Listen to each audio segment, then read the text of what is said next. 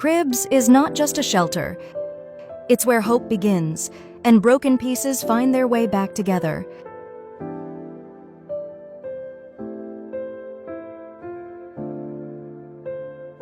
The story of Cribs doesn't begin with buildings or offices.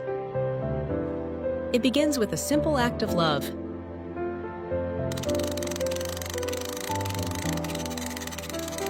In 1974, 2 children were brought home, not to an institution, but to warmth, to care, to love, by American missionary wives who saw more than abandoned faces.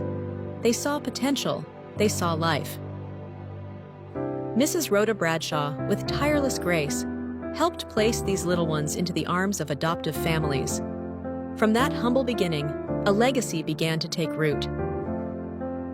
By 1979, Cribs became a formal family, recognized as a nonprofit, non-stock organization. But to the babies who were fed, clothed, and cuddled in a rented house, it was already something far greater. It was home. In 1983, Cribs earned its license as a child welfare agency, marking a promise to every child who would come through its doors. But as Cribs cared for the smallest among us, a louder, more painful cry reached their ears. In 1986, they listened. Young girls, victims of abuse, trauma, and abandonment, were crying for a place to heal. Cribs answered with new beginnings. Most of these girls, the experience of abuse is very fresh. Maybe it just happened like a month ago or a few months ago. And because the abuse is very fresh, the trauma is very intense. So we see a lot of trauma symptoms from them. In 1988, a new chapter began in Marikina. Claire DeGraff, with support from Bethany Christian Services, and Ms. Teresa Chan Sola provided the resources to purchase a property for the receiving home, large enough for both babies and brave young girls to coexist and to grow. It wasn't always easy, but it was always worth it. Then, in 2018, Cribs returned to its roots at this time with a dream fully realized. Thanks to Asian Terminals Inc. and generous souls across the country, Cribs moved into a sprawling, purpose-built haven, a place crafted with intention, compassion, and love. Every wall, every hallway here, it tells the children, you are safe, you are seen, you are home. We were not planning to move. We were just going to improve the facility. And so, see how God works. In order to put up a new building in the same property, when we applied for the building permit, we were not given the permit by FIVOX. Because we are right on the fault, earthquake fault. So we had no choice.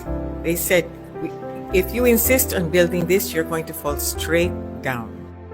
And it took us a year and a half to find this site. Place na maaliwalas makes a big difference in the daily living. Have a good environment, compared to our home in Marikina, which is, masikip yung space namin doon. We did have a big garden where the kids can play. The rooms are a little tight, and, those things. We don't have much fresh air, big trees. It makes a lot of difference in the welfare of the kids, because even when you think about health, it helps a lot in having clean environment.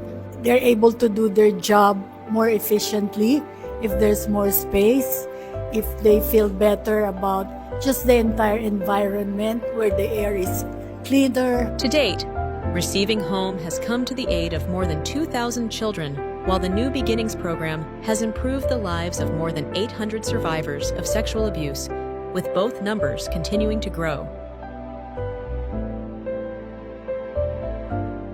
But the mission doesn't end here. If anything, it's just beginning. Thank you for being part of the beautiful stories of hope and triumph. As we celebrate 50 years of love, resilience, and service, let us move forward with renewed passion to reach and uplift even more children. Here's to 50 years and counting. May the journey ahead shine even brighter with purpose, compassion, and unwavering hope. Are safe, children are loved, we have been blessed.